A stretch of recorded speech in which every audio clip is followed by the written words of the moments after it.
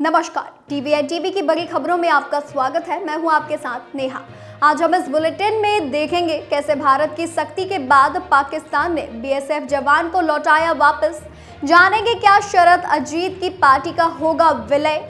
एक नजर डालेंगे चीन की नापाक हरकत को लेकर भारत की दो टूक पर। जानेंगे कौन है देश के नए मुख्य न्यायाधीश वीआर गवई।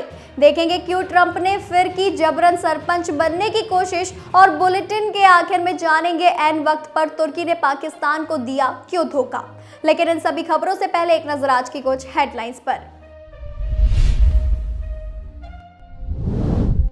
उत्तर प्रदेश के हर चौराहे पर लगेगी मिलावटखोरों और नकली दवा का काम करने वालों की तस्वीरें। सीएम योगी का सख्त आदेश। पहलगाम आतंकी हमले के बाद जोधपुर एयरबेस पहुंचे 148 अवैध बांग्लादेशी नागरिक। जल्द होगी डिपोर्टेशन की कार्यवाही।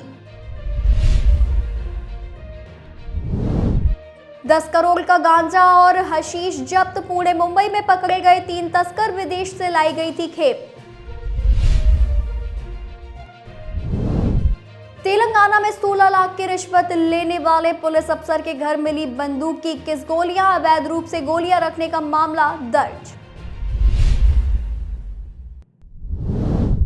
बिहार के बेगूसराय में बिजली विभाग की लापरवाही से इलेक्ट्रीशियन की मौत। गुस्साए परिजनों ने किया सड़क जाम।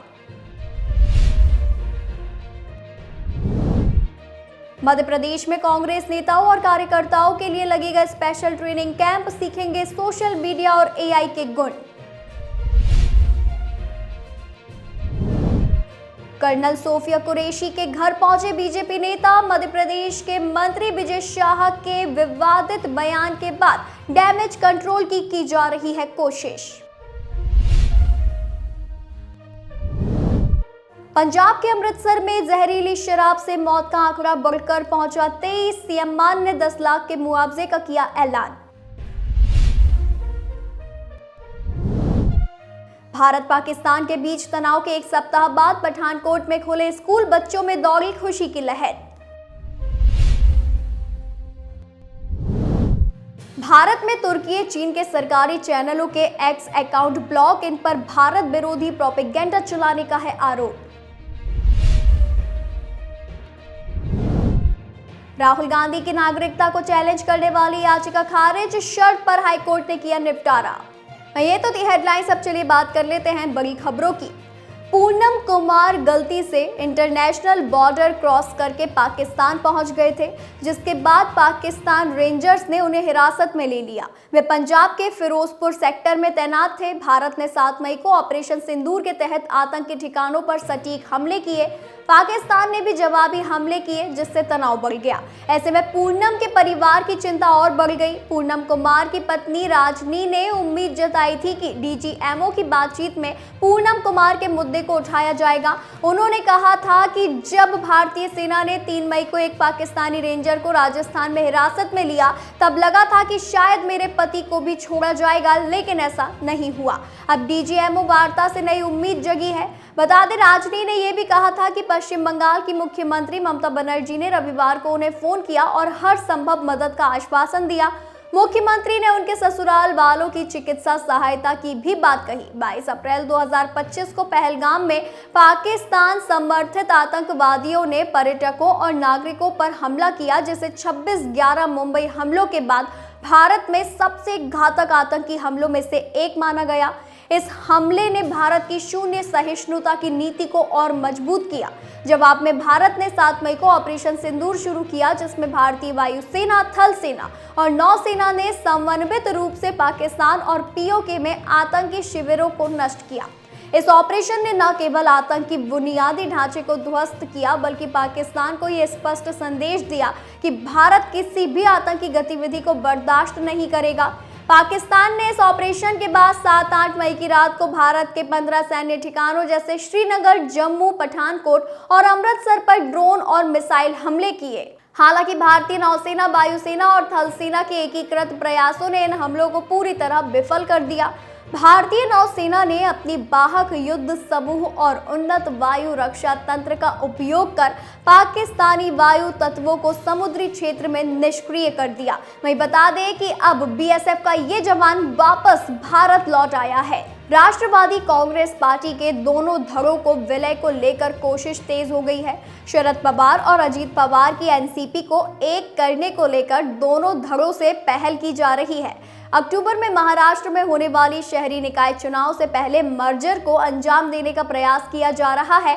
इन सब बाबत एनसीपी गुट से सुप्रिया सुले और अजीत पवार गुट से प्रफुल्ल पटेल लगातार संपर्क में है, लेकिन एनसीपी के कुल 8 सांसदों में से 2 सांसद विलय के विरोध में हैं। एनसीपी के 17 से सांसद अमर शरदराव काले और सिरपुर से सांसद डॉक्टर अमोल कोल्हे मर्जर के विरोध में हैं।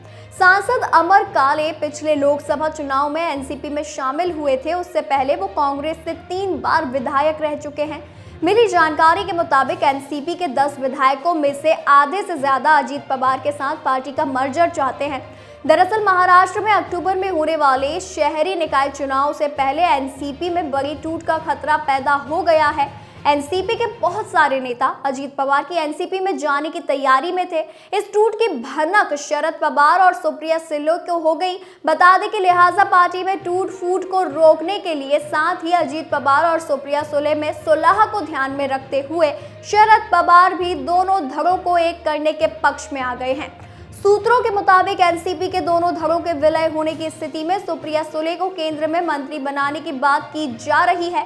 इस बाबत अजीत पवार बीजेपी के शीर्ष नेताओं से लगातार संपर्क में है। आज यानी बुधवार को मुंबई में एनसीपी की प्रदेश कार्य समिति की बैठक में पार्टी के विलय को लेकर भी प्रदेश के नेताओं से चर्चा की जाएगी। वैसे बीजेपी इस पूरे राजनीतिक घटनाक्रम पर करीबी नजर बनाए हुए है। महाराष्ट्र से जुड़े एक बीजेपी नेता का मानना है कि शरद पवार की सदा से ये रणनीति रही है, वो जो सार्वजनिक रूप से बात कहते हैं फैसले उससे अलग होते हैं। बीजेपी के नेताओं का कहना है कि शरद पवार जब तक स्वयं इस बात की घोषणा ना कर दे तब तक कुछ नहीं कहा जा सकता। पाकिस्तान के साथ तनाव के बीच भारत का चीन के साथ भी तनाव की स्थिति बनी रहती है। चीन सीमा से सटे राज्यों में कुछ ना कुछ ऐसी गतिविधियां करता ही रहता है। चीन अब अरुणाचल प्रदेश के कई जगहों के नाम बदलने की कोशिश में लगा है। भारत में उसकी इस हरकत का पुरजोर विरोध किया और इसे बेतुका करार दिया। भारत ने अरुणाचल प्रदेश में कुछ जगहों के नाम बदलने की चीन की कोशिशों को सिरे से खारिज कर दिया। भारत ने आज बुधवार को कहा कि इस तरह की बेतुकी कोशिशों के बावजूद यह निर्विवाद सच्चाई नहीं बदलेगी कि अरुणाचल प्रदेश भारत का अभिन्न अंग था, है और आगे भी रहेगा। हालांकि चीन काफी समय से यह दावा करता रहा है कि अरुणाचल प्रदेश तिब्बत का दक्षिणी भाग है। भारत ने उक्त टिप्पणी अरुणाचल प्रदेश के कुछ जगहों के लिए चीन की ओर से उसके नए नामों के ऐलान किए जाने कर की है। विदेश मंत्रालय के प्रवक्ता रणधीर जायसवाल ने कहा कि हमने नोटिस किया है कि चीन ने अरुणाचल प्रदेश में कई जगहों के नाम बदलने की व्यर्थ और बेतुकी कोशिश की है। उन्होंने आगे कहा कि हम इस तरह की कोशिशों को अपने सैद्धांतिक रुख के अनुरूप सिरे से स्वीकार करते नहीं हैं। रणधीर जायसवाल ने इस मुद्दे पर मीडिया से सवाल का जवाब देते हुए कहा कि रचनात्मक नाम रख देने से ये निर्विवाद वास्तविकता नहीं बदली जा सकेगी कि अरुणाचल प्रदेश भारत का अभिन्न हिस्सा और अविभाज्य अंग था, है और हमेशा रहेगा। हालांकि चीन अरुणाचल प्रदेश पर अपना दावा करता रहा है और उसे अपना हिस्सा मानता है। वह अरुणाचल प्रदेश के लोगों को चीन आने के लिए वीजा तक जारी नहीं करता है। उसका कहना है कि वो चीन का ही हिस्सा है, ऐसे में उनके लिए वीजा की जरूरत ही नहीं है। न्यायमूर्ति वी.आर. गवई ने आज भारत के 52वें मुख्य न्यायाधीश यानी सीजेआई के रूप में शपथ ली।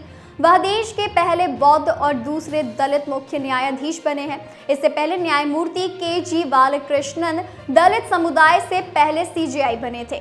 न्यायमूर्ति गवई को राष्ट्रपति भवन में एक संक्षिप्त समारोह में राष्ट्रपति द्रौपदी मुर्मू ने शपथ दिलवाई।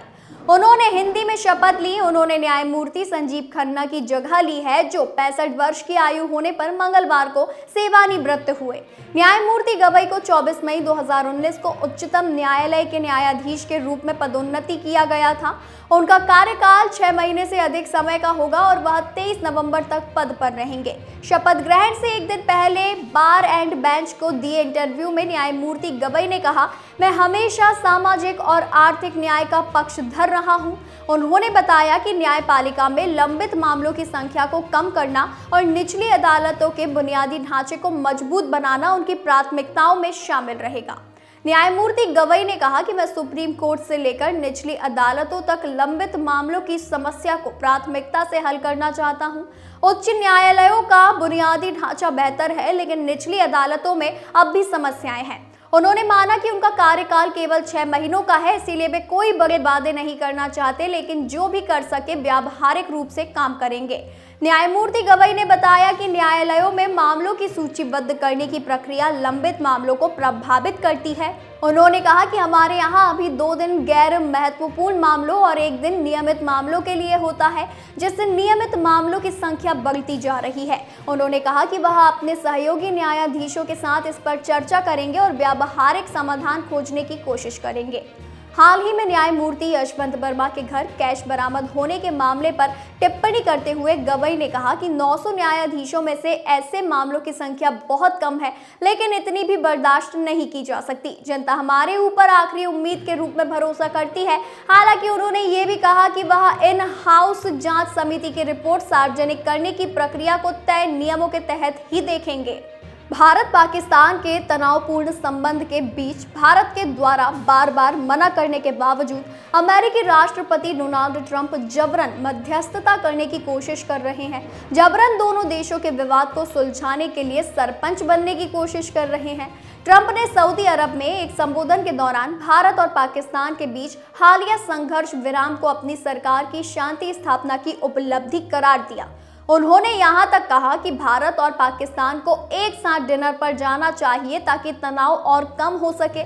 आपको ये भी बता दें कि भारत ने बार बार कहा है कि पाकिस्तान से पीओके और आतंकवाद पर ही सिर्फ बात होगी और किसी भी मध्यस्थता हमें स्वीकार नहीं है। सऊदी क्राउन प्रिंस मोहम्मद बिन सलमान, टेस्ला के सीईओ एलन मस्क और अमेरिकी विदेश मंत्री मार्को रूबियो की मौजूदगी में हुए यूएस सऊदी इन्वेस्टमेंट फोरम को संबोधित करते हुए ट्रंप ने दावा किया कि अमेरिका ने दोनों परमाणु संपन्न पड़ोसी देशों के बीच संभावित परमाणु युद्ध को टालने में अहम भूमिका निभाई। राष्ट्रपति ट्रंप ने कहा कि कुछ ही दिन पहले मेरे प्रशासन ने भारत और पाकिस्तान के बीच एक ऐतिहासिक संघर्ष विराम कराने में सफलता हासिल की। हमने इसमें व्यापार को एक हथियार के तौर पर इस्तेमाल किया। मैंने कहा कि दोस्तों आओ कुछ ट्रेड करो, न्यूक्लियर मिसाइल्स का नहीं बल्कि उन चीज़ों का जो तुम खूबसूरती से बनाते हो। उन्होंने आगे कहा दोनों ही देशों के पास बहुत ताकतवर और समझदार नेता हैं और ये सब रुक गया। उम्मीद है ऐसा ही बना रहेगा। भारत सरकार ने ट्रंप के इन बयानों को एक बार फिर सिरे से खारिज किया। विदेश मंत्रालय ने एक वरिष्ठ अधिकारी ने कहा कि भारत और पाकिस्तान के बीच संघर्ष विराम पूरी तरह से दोनों देशों के सैन्य संचालन महानिर्देशकों के बीच आपसी बातचीत का परिणाम है। इसमें किसी तीसरे पक्ष की कोई भूमिका नहीं थी। पाकिस्तान को समझ में आ गया है कि तुर्की के हथियारों के दम पर भारत से भिड़ना उसकी सबसे बड़ी गलती थी। दरअसल पाक ने पिछले दिनों एक साथ भारत के कई इलाकों में जो ड्रोन भेजे थे वो उसे तुर्की से ही मिले थे। ड्रोन बनाने वाली तुर्की की एक कंपनी को तो इतना घमंड था कि उसने 2022 में ऐलान किया था कि वह दागों और फूल जाओ वाली इस मशीन को कभी भी भारत को नहीं बेचेगा। ये कहते हुए टर्किश ड्रोन मेकर बाइकर ने पाकिस्तान को अपने जाल में फंसा लिया था। कैसे, चलिए समझते हैं। दरअसल तुर्की के ही ड्रोन का इस्तेमाल यूक्रेन रूस युद्ध में भी हो चुका है। वो शुरुआती दौर था जब यूक्रेन ने एर्दोगन के ड्रोन को रूसी डिफेंस एसेट को तबाह करने की मंशा से इस्तेमाल किया था। बता दें तुर्की कंपनी दावा करती है कि उसके ड्रोन 27 घंटे तक लगातार आसमान में रह सकते हैं। उसी समय जब रूस ने अपने एयर डिफेंस सिस्टम को मजबूत किया तो वे टारगेट के करीब पहुंचने में बुरी तरह फेल हो गए। जून 2022 की एक रिपोर्ट बताती है कि टर्किश TB2 ड्रोन का दावा फेल होता दिखा। ऐसे में अब यूक्रेन की सेना इसे रूस से खिलाफ इस्तेमाल घटाने के बारे में सोच रही है। तब तक रूसी एयर डिफेंस सिस्टम ने इन तुर्किश ड्रोन को उड़ाना शुरू कर दिया था। रिपोर्टों की माने तो उसी समय से यूक्रेन ने तुर्की ड्रोनों का इस्तेमाल दूसरे काम में करना शुरू कर दिया। अपने तोपों की लोकेशन बदलने और सेना के लिए सर्वे के काम में इनका इस्तेमाल किया जाने लगा। ऐसा लगता है कि यूक्रेन युद्ध संघर्ष से भारत ने सबक सीखा, लेकिन पाकिस्तान गलतफहमी में ही रह गया। भारत ने पूरी मजबूती से एयर डिफेंस सिस्टम के दम पर तुर्की के ड्रोन के साथ साथ चीनी मिसाइलों को भी आसमान में ही उड़ा दिया। ऑपरेशन सिंदूर से बौखलाए पाकिस्तान की कार्रवाई बुरी तरह से फेल रही। ऐसे में तुर्की की मंशा को समझना जरूरी है। दरअसल तुर्की के राष्ट्रपति रेसेप तैयब एर्दोगन मुस्लिम जगत का खलीफा बनने का सपना देख रहे हैं। यही वजह है कि वह पाकिस्तान जैसे देशों को दाना डालते हैं। ये तो थी आज की कुछ बड़ी खबरें। ऐसी ही जानकारी के लिए देखते रहिए DBN TV न्यूज़।